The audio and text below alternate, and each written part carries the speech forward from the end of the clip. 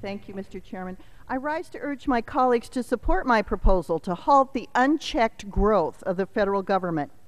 In selling the $1.1 trillion stimulus package to the American people, the President promised that it would keep unemployment under 8%.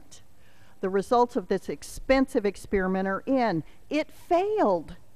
We have lost millions of private sector jobs, and unemployment is hovering just under 10%. But the federal workforce, fueled by the stimulus and other massive spending bills, has grown by 188,000 employees, or 15%, and it's only going to get worse. The Obama administration is on track to hire 230,000 new employees by next year.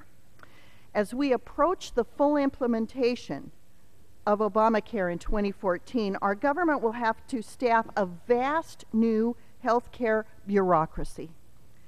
This could include thousands of new IRS employees to enforce the healthcare mandate on individuals and businesses. My bill, the Federal Workforce Reduction Act, would halt the sprawl of government and get us back to pre-Obama government employment levels.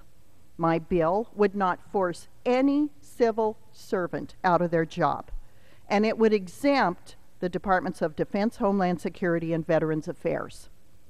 But all other agencies could only hire one new civilian employee for every 2 that retire or otherwise end their service.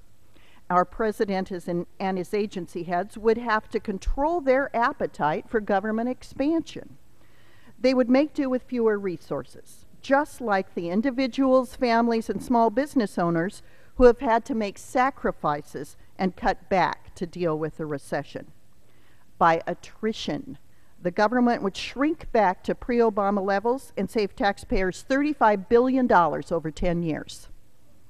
But most importantly, my bill would help reverse a dangerous trend in which the private sector shrinks and the government sector expands. Growing the government does nothing to help our small businesses, the engines of job creation. Taxing to give people less money and the government more money to expand does not help the economy.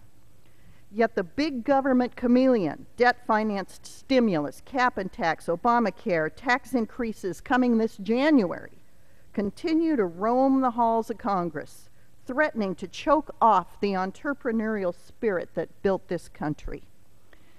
Important decisions that should be made by individuals, families, their doctors, or our small businesses are being relocated to Washington to be made by unresponsive bureaucrats. The policies of the Democratic leadership are fostering a culture of dependency on big government. They are marching us towards European-style social democracy. But there is another way. Vote for this provision. Cut spending and government employment back to pre-stimulus levels. Stop the big march of government.